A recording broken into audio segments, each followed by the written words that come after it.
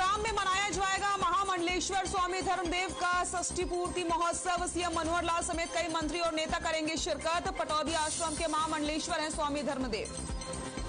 CM Manohar Lal ने की Shri Kedarnath shrine board बैठक की अध्यक्षता। कहा कपाल मोचन मेले में करें विशेष इंतजाम। मेला परिसर बनाए हेल्थ चेकअप काउंटर। हरियाणा में बड़ा प्रशासनिक फेरबदल। 7 IAS अधिकारियों के तबादले, 17 HC अधिकारियों के तबादले।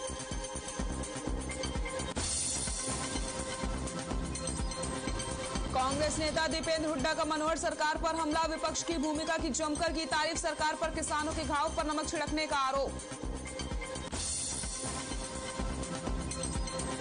बेअदबी मामले में राम रहीम से दोबारा पूछताछ करेगी SIT। फिर सुनारिया जेल जाएगी पंजाब पुलिस। 17 दिसंबर को अगली सुनवाई।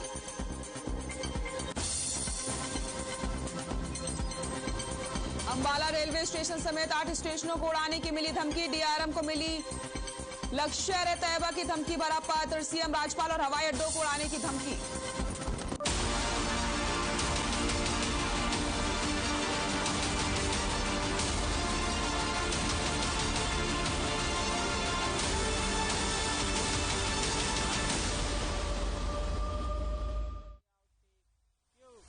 नमस्कार, हमारे खास कार्यक्रम आज का अखबार में आप सभी का स्वागत है।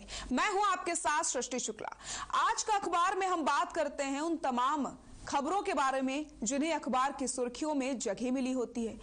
उन खबरों के बारे में हम जिक्र करते हैं जो आपसे जुड़ी होती हैं। साथ ही साथ हम विस्तार से चर्चा करते हैं खबरों के बारे में। हमारा मकसद यही होता है कि आप तक हम सारी खबरें पहुंचा पाए, क्योंकि आजकल भागती दौड़ती भरी जिंदगी में किसी के पास समय नहीं होता कि वो अखबार पढ़ सके। इसलिए हम ये खास कार्यक्रम सिर्फ आपके लिए लेकर आए हैं, ताकि अखबार में जो भी सुर्खियां हैं या फिर अखबार के पन्ने में जिन जिन खबरों को जगह मिली है उन पर हम चर्चा कर पाए और विस्तार से हर एक जानकारी आप तक पहुंचा पाए। तो आइए नजर डालते हैं आज के अखबार में।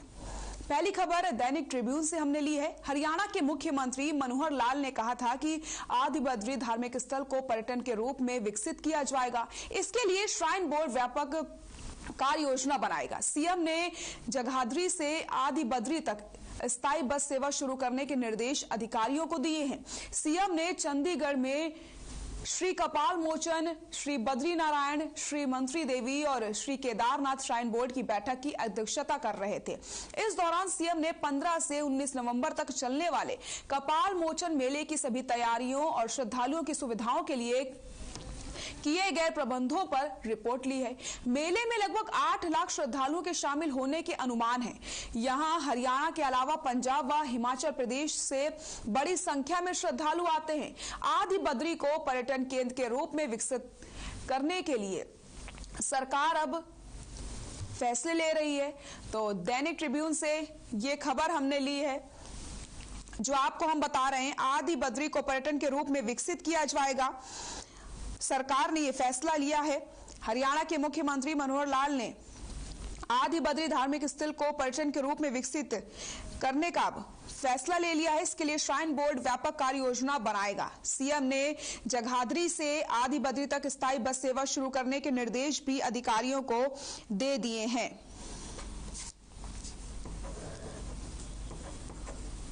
तो पहली खबर हम आपको बता रहे हैं, जहां पर आदि बद्री को पर्यटन केंद्र के रूप में विकसित करेगी सरकार।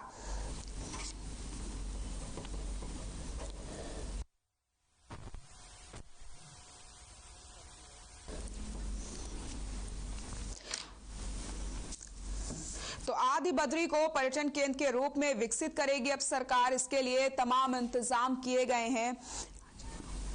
और इसी खबर पर ज्यादा जानकारी के लिए हमारे साथ 2 मेहमान भी जुड़ गए हैं। हमारे साथ राजीव गर्ग जुड़ गए हैं, ब्यूरो चीफ, और हमारे साथ अनूप सिंह भी जुड़ गए हैं। ज्यादा जानकारी के लिए आप दोनों का बहुत बहुत स्वागत है। राजीव जी, सबसे पहले आपके पास आऊंगे। जिस तरीके से अब आदि बद्री को पर्यटन के रूप में विकसित लगता है, 15 से 19 नवंबर तक इस साल भी इस मेले का आयोजन होने वाला है। और इसी मेले को लेकर हरियाणा के मुख्यमंत्री ने इसकी तैयारियों को लेकर एक बैठक की अध्यक्षता की। और इस वर्ष लगभग 8 लाख लोगों के इस मेले में पहुंचने की संभावना है। जी। पंजाब, हरियाणा, उत्तर प्रदेश, हिमाचल प्रदेश के अलावा अन्य कई राज्यों से भी लाखों श्रद्धालु यहाँ पर पहुंचेंगे। और आदि बद्री का जो तीर्थ स्थल है, लोगों में इसकी काफी महत्ता है, तो इसलिए सरकार इसकी ओर विशेष ध्यान दे रही है। और 19 नवंबर को लाखों की तादाद में यहाँ पर भीड़ उमड़ेगी और काफी तादाद में पुलिस प्रशासन यहाँ पर पहुंचेगा और यहाँ पर भारी सुरक्षा प्रबंध किए जाएंगे। जी सृष्टि, बिल्कुल। तो ये तो बात हुई कि किस तरीके से यहाँ पर इंतजाम किए जाएंगे। अब अनूप जी आपके पास आना चाहूंगे, जिस तरीके से मेले का आयोजन किया जा रहा है, खुद सीएम ने पूरी रिपोर्ट ली है और साफ तौर पर उन्होंने कह दिया है कि जो भी पर्यटन यहाँ पर आएंगे, मेले में जो हिस्सा लेंगे, उनके लिए व्यापक इंतजाम किए जाए, साथ ही साथ चेकअप के इंतजाम भी करवाए जाए। तो इसको लेकर के क्या कुछ तैयारियां की जा रही हैं और क्या कुछ पर्यटनों के लिए व्यवस्थाएं इस बार अलग की जाएंगी?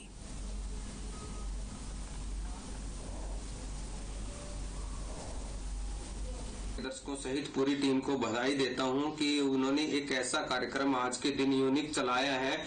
अखबार जो सुबह सुबह लोग नहीं पढ़ पाते, वो आपके हर खबर चैनल के माध्यम से ये पूरी जानकारी ले सकते हैं।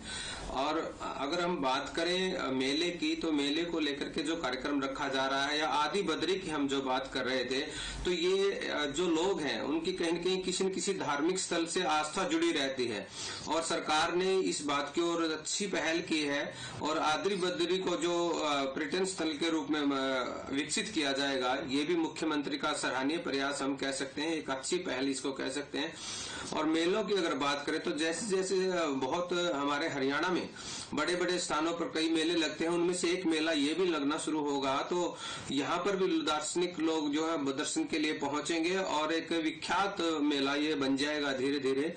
और इसके साथ साथ प्रशासन को यहाँ पर सुरक्षा और सुविधा, दो चीजों का विशेष ध्यान रखने की जरूरत होती है। सुरक्षा का मतलब ये है कि यहाँ पर जो लोग आएंगे उनकी सुरक्षा किस प्रकार से की जाए, इस बात का विशेष ध्यान रखना चाहिए। और दूसरी बात अगर हम करें सुविधाओं की, चाहे वो जिस प्रकार से अभी राजीव बता रहे थे, आप भी बता रही थी कि बसों की सुविधाओं की बात की जा रही थी, मीटिंग मुख्यमंत्री द्वारा ली गई है, तो वो सुविधा का जुड़ा हुआ मामला है कि आने वाले जो दार्शनिक है, जो धार्मिक प्रवृत्ति के लोग हैं, उनको किसी प्रकार की दिक्कत ना हो। सृष्टि, ये बहुत अच्छी पहल हम कहते हैं। बिल्कुल बिल्कुल सही कहा अनूप। लेकिन एक सोचने वाली बात यह है कि इस समय चिंता वाली बात भी हम ये कह सकते हैं, क्योंकि 8 लाख श्रद्धालु इस मेले में शामिल होने वाले हैं। 15 से 19 नवंबर तक ये मेला चलने वाला है। लेकिन कल जिस तरीके से खबर आती है, अंबाला रेलवे स्टेशन समेत 8 स्टेशनों को उड़ाने की धमकी दी जाती है, लेकिन आप देखिए 8 लाख श्रद्धालु इस मेले में शामिल होने वाले, तो उसको लेकर के अब ये सोचने वाली बात भी है। तो सुरक्षा को लेकर के क्या कुछ इंतजाम किए जा रहे हैं? देखिए, मैं पहले ये दो विषय इसीलिए सबसे पहले उठाए थे सृष्टि की, सुरक्षा और सुविधा।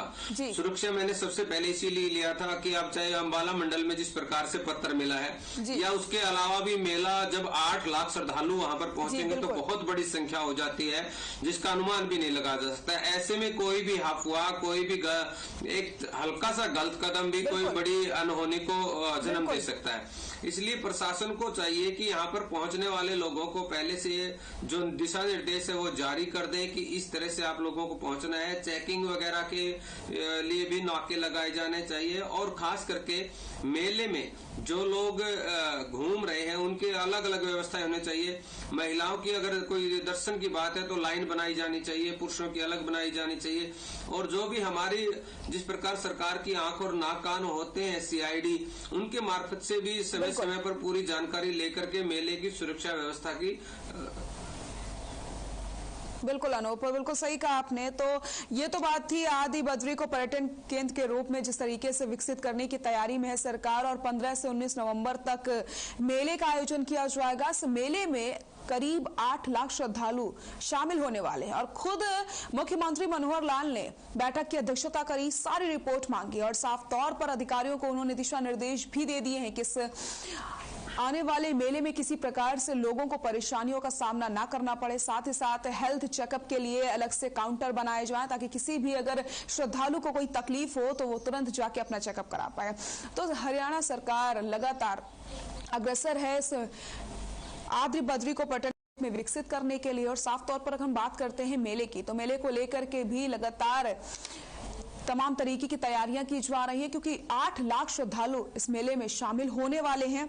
और मेले में आपको बताते चलें, हरियाणा के अलावा पंजाब, हिमाचल प्रदेश से भी श्रद्धालु पहुंचते हैं, जिसको लेकर के तमाम तरीके की तैयारियां की जा रही हैं। और सबसे बड़ी बात होती है सुरक्षा व्यवस्था की, तो सुरक्षा को लेकर के भी पुख्ता इंतजाम किए जाएंगे। अभी से प्रशासन पूरी तरीके से मुस्तैद नजर आ रहा है, तैयारियों को लेकर के पूरी तरीके से कामकाज किए जा रहे हैं और खुद मुख्यमंत्री इसको लेकर के पल पल के अपडेट्स ले रहे हैं और लगातार रिपोर्ट अधिकारियों से मांग रहे हैं। लगातार अधिकारियों को दिशा निर्देश भी दे दिए गए हैं।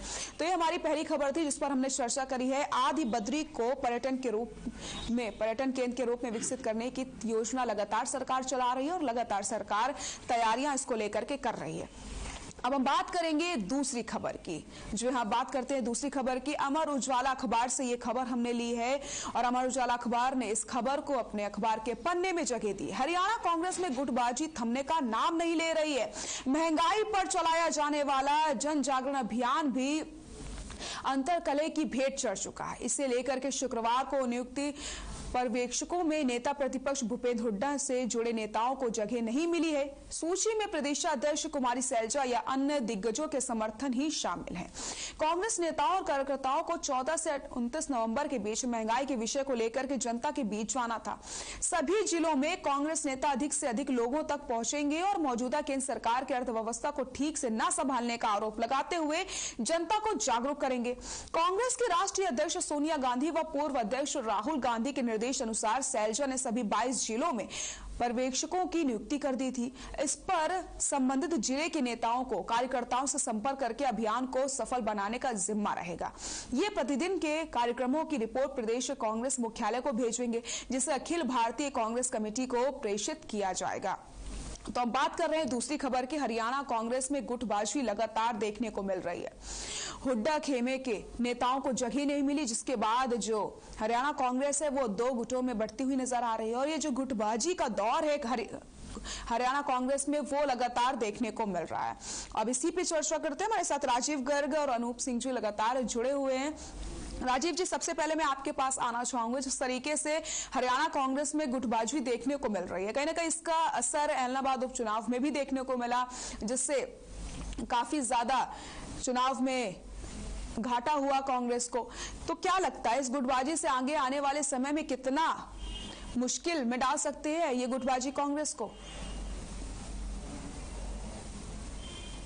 जी सृष्टि, हरियाणा में कांग्रेस की गुटबाजी किसी से छुपी नहीं है।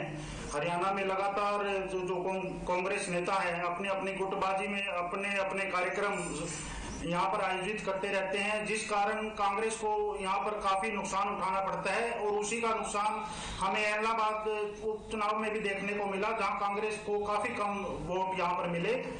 मैं आपको बता दूं कि जैसे भूपेंद्र सिंह हुड्डा हरियाणा में जहाँ अपना एक कार्यक्रम विपक्ष आपके समक्ष हरियाणा में शुरू किया है। भूपेंद्र सिंह हुड्डा जो पूर्व मुख्यमंत्री है हरियाणा में, कांग्रेस के वरिष्ठ नेता हैं और विपक्ष के नेता भी हैं, उन्होंने करनाल में इस प्रकार का कार्यक्रम आयोजित कर चुके हैं वो, और अब 18 तारीख को जींद जिले में वो अपना ये कार्यक्रम कर रहे हैं। इसी तरह सैलजा जी अपना अलग कार्यक्रम तय करती हैं, वो महंगाई को लेकर अब हरियाणा में अपना कार्यक्रम चलाने जा रही है। तो इस प्रकार जो हरियाणा में कांग्रेस के वरिष्ठ नेता हैं वो अपनी अपनी राजनीति चला रहे हैं, जिसका कांग्रेस को नुकसान उठाना पड़ रहा है और कार्यकर्ता भी एकजुट नहीं हो पा रहे हैं। यही कारण है कि हरियाणा में लगातार विपक्ष कमजोर होता जा रहा है। बिल्कुल। और जो कांग्रेस है जो विपक्ष की सही भूमिका निभा नहीं पा रही है। जी सही, बिल्कुल सही कहा आपने। अनूप जी, आपके पास आऊंगे तो कहीं ना कहीं कहते हैं समय रहते संभल जाना चाहिए, वरना आने वाले समय में और ज्यादा मुश्किलों का सामना करना पड़ सकता है। तो आपको नहीं लगता अनूप जी कि किस तरीके से अब कांग्रेस को सोचने की जरूरत है या फिर अब कांग्रेस में मंथन की जरूरत है, क्योंकि ये जो गुटबाजी है इसका कहीं ना कहीं काफी मुश्किलों का सामना करना पड़ सकता है आगे आने वाले समय में? सृष्टि, कांग्रेस में गुटबाजी नहीं चौधर की लड़ाई है और चौधर किसी को मिल नहीं रही। अगर हुड्डा साहब को दें तो शैलजा, किरण और दूसरे जो गुट है वो नाराज हो जाते हैं। शैलजा आज प्रदेश अध्यक्ष है तो दूसरे गुट नाराज है। अभी राजीव भी जिक्र कर रहा था, आपने भी बताया, एलनाबाद में जमानत जब्त जैसी नौबत इतनी बड़ी पार्टी की आती है तो उसमें साफ नजर आ जाता है कि कितना काम ये कर रहे हैं। आज तक पहले अशोक तंवर इनके प्रदेश अध्यक्ष रहे, तब संगठन बना नहीं। अब कितने साल से कुमारी शैलजा प्रदेश अध्यक्ष है, अब इनका कोई संगठन नहीं है।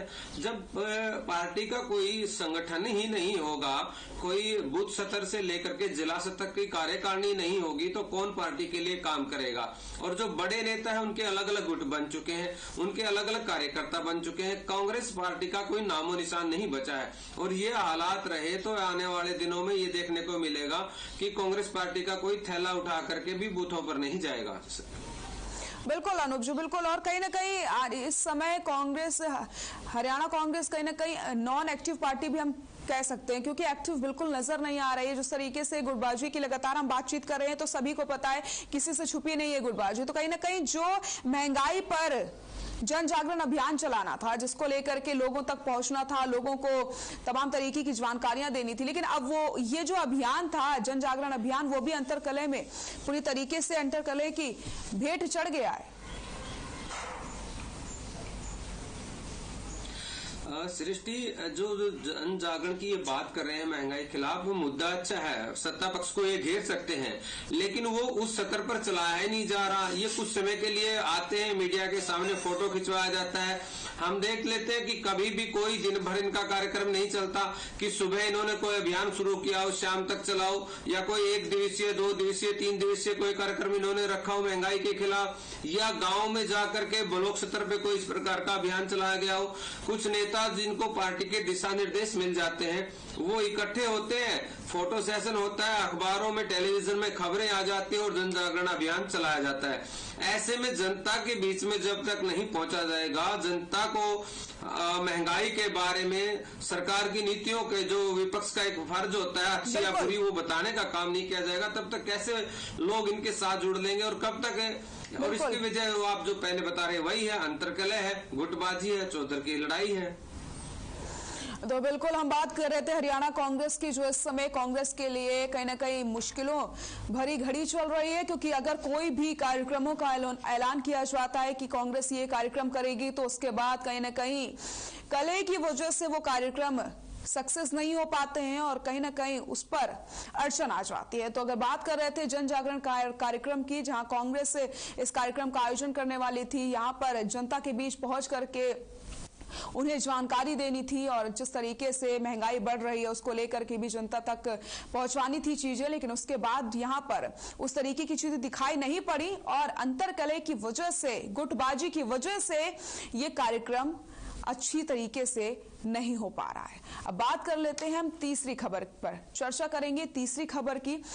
चंडीगढ़ केसरी से ये खबर हमने ली है। चंडीगढ़ केसरी पेपर ने इस खबर को अपने अखबार में जगह दी है। प्रदेश में डेंगू के बाद अब जीका वायरस ने दस्तक दे दी है। चंडीगढ़ में स्वास्थ्य विभाग ने एहतियात बरतने के लिए एडवाइजरी जारी कर दी है। हेल्थ डायरेक्टर ने बताया कि फिलहाल शहर में जीका वायरस का कोई मामला नहीं है, लेकिन लोगों को बीमारी के बारे में पता होना चाहिए ताकि किसी को सिस्टम है तो वो समय पर टेस्ट और इलाज करवा सके। इसे देखते हुए एडवाइजरी जारी की है। तो अब जीका वायरस को लेकर के एडवाइजरी जारी कर दी गई है। चंडीगढ़ स्वास्थ्य विभाग अलर्ट मोड पर आ गया है। फिलहाल आपको बता दें कि अभी तक कोई केस तो इसके सामने नहीं आए हैं, लेकिन जो जीका वायरस है वो काफी खतरनाक बीमारी है। जिस तरीके से कोरोना ने सभी को अपनी चपेट में ले लिया था, तमाम लोगों की कोरोना वायरस से मौत भी हो गई थी, काफी क्रिटिकल सिचुएशन हमारे सामने आ गई थी। लेकिन अब बात करते हैं अगर हम जीका वायरस की, तो जीका वायरस भी अब धीरे धीरे दस्तक देना शुरू कर रहा है, लेकिन अभी तक इसके कोई केस सामने नहीं आए, लेकिन उससे पहले एडवाइजरी जारी कर दी गई है। राजीव जी आपके पास आऊंगे। तो जिस तरीके से कोरोना काल में लोग कोरोना से काफी ज्यादा प्रभावित हुए, लेकिन अब धीरे धीरे वैक्सीनेशन के बाद सारी स्थितियां काबू में आ रही है, लेकिन अब एक नई बीमारी या फिर यूं कहें कि एक नई मुश्किल लोगों के सामने आने लग गई है। जीका वायरस की अगर बात करते हैं, अभी तक इसके कोई सिस्टम केस तो नहीं मिले हैं, लेकिन एडवाइजरी इसको लेकर के जारी कर दी गई है, क्या कहेंगे? जी सृष्टि, कोरोना वायरस की प्रकोप से अभी लोग उभरे भी नहीं थे। उसके बाद लगातार डेंगू का प्रकोप पूरे हरियाणा प्रदेश में छाया हुआ है। डेंगू के काफी मरीज इस समय हर रोज मिल रहे हैं और अब ये जीका वायरस की भी संभावना जताई जा रही है। तो स्वास्थ्य विभाग जो हरियाणा है उसने एडवाइजरी जारी की है और लगातार अलर्ट मोड पर है स्वास्थ्य विभाग, क्योंकि इस समय डेंगू का भी प्रकोप काफी ज्यादा है। लोग डेंगू से काफी प्रभावित हैं। जींद जिले सहित अन्य सभी जिलों में डेंगू के काफी मरीज हैं और आगे संभावना है कि जीका वायरस से भी लोगों को काफी बीमारियां लग सकती हैं। तो इस कारण स्वास्थ्य विभाग ने एडवाइजरी जारी की है, लेकिन अभी तक जो जीका वायरस है उसका कोई भी मरीज सामने नहीं आया है। लेकिन स्वास्थ्य विभाग इसको लेकर काफी चिंतित है और अलर्ट मोड पर है और एडवाइजरी जारी कर रहे हैं। जी सृष्टि। बिल्कुल राजीव जी, बिल्कुल सही कहा आपने। तो एडवाइजरी इसको लेकर जारी कर दी गई है। कहते हैं prevention is better than cure. तो कहीं ना कहीं अभी से हमें संभलने की जरूरत है ताकि आने वाले समय में हमें जीका वायरस अपनी चपेट में ना ले पाए। पहले से ही संभल जाएंगे तो आगे आने वाले समय में हमें मुश्किलों का सामना नहीं करना पड़ेगा। अब रुक कर लेते हैं हम चौथी खबर का। दैनिक ट्रिब्यून से ये खबर हमने ली है, जिसने दैनिक ट्रिब्यून ने इस खबर को अपने अखबार के पन्नों में जगह दी। हरियाणा में डेंगू के मामले लगातार बढ़ते चले जा रहे हैं। देखते ही देखते स्वास्थ्य विभाग के अधिकारियों को अस्पतालों में सभी व्यवस्थाएं करने के लिए निर्देश दे दिए गए। हरियाणा के अस्पतालों में मुफ्त में डेंगू का इलाज किया जाएगा। हरियाणा वासियों के लिए ये काफी अच्छी खबर है, क्योंकि हरियाणा में लगातार डेंगू के मरीजों में इजाफा होता चला जा रहा है। हम बात कर रहे हैं दैनिक ट्रिब्यून अखबार की, और इस अखबार ने अपने अखबार के पन्ने में इस खबर को जगह दी है कि हरियाणा के अस्पतालों में अब मुफ्त में डेंगू मरीजों का उपचार किया जाएगा। अनूप जी, आपके पास आना चाहूंगे। जिस तरीके से एक तरफ लगातार आंकड़ों में बढ़ोतरी हो रही है, डेंगू के मामलों में लगातार इजाफा होता चला जा रहा है, वहीं एक राहत भरी खबर हम कह सकते हैं, क्योंकि अब हरियाणा के अस्पतालों में मुफ्त में डेंगू के मरीजों का उपचार किया जाएगा। देखिए सृष्टि, ये तो अच्छी खबर है कि डेंगू के मरीजों का जो उपचार है वो निःशुल्क किया जाएगा, लेकिन जो दिक्कतें हैं उनके समाधान पर सोचने की जरूरत है। हॉस्पिटल में बेड ही नहीं है। जब बेड ही इन मरीजों को नहीं मिलेंगे तो इलाज कैसे करवा पाएंगे। बिल्कुल। इसके लिए जो आइसोलेशन वार्ड पहले बनाए गए थे कोविड के टाइम पे, या उसके अलावा संजीवनी जैसे हॉस्पिटल बनाए गए थे, टेम्परेरी हॉस्पिटल, इस प्रकार की सुविधाएं देने की आज बहुत बड़ी जरूरत है। और जिस मरीज की प्लेटलेट्स 10,000 से कम आ जाती है उसको एक किट की जरूरत पड़ती है जिसमें प्लेटलेट्स उसको चढ़ाई जाती है। तो वो किट यहाँ पर नहीं है, सरकारी हॉस्पिटल में भी नहीं है, निजी हॉस्पिटल में भी नहीं है। तो हमें उन सुविधाओं की तरफ ध्यान देना पड़ेगा, सरकार को, प्रशासन को, स्वास्थ्य प्रशासन को, ताकि मरीज वहां पर पहुंचे, उनका निःशुल्क इलाज तो करे। अच्छी बात है, सरकार की जिम्मेदारी भी है, प्रशासन की जिम्मेदारी भी है, लेकिन वहां पर मरीज पहुंचे, उनको बेड मिले, उनको दवाइयां मिले, उनको उपचार ठीक से हो, इन तमाम चीजों का सरकार और प्रशासन को विशेष ध्यान रखना होगा सर। बिल्कुल अनूप जी, बिल्कुल सही कहा आपने। अनूप जी, राजीव जी, आप दोनों का बहुत बहुत शुक्रिया हमारे साथ जुड़ने के लिए, तमाम जानकारी हमें देने के लिए। तो हम बात कर रहे थे आज के अखबार की, जहां पर हम आपको अखबार में जगह मिलती है जिन खबरों को, उन पर विस्तार से चर्चा करते हैं, क्योंकि वो खबर आपसे जुड़ी होती है, उनका सरोकार आपसे होता है। और हमारा मकसद सिर्फ यही होता है कि हम आप तक कम समय में हर खबर को पहुंचा सकें, ताकि आप इस भागती दौड़ती जिंदगी से, खबरों से भी रूबरू हो सकें और आपको पता चल सके कि आपके आसपास आखिरकार क्या कुछ चल रहा है। तो हमारे इस खास कार्यक्रम में हम आपको अखबार की सुर्खियों के बारे में विस्तार से जानकारी देते हैं, उन खबर पर हम चर्चा करते हैं, वो खबर जो आपके लिए जरूरी होती है। और हर खबर हरियाणा पर, खबरों का सफर कभी नहीं थमता, लगातार खबरों का सफर चलता रहता है। फिलहाल इस कार्यक्रम में बस इतना ही। नमस्कार।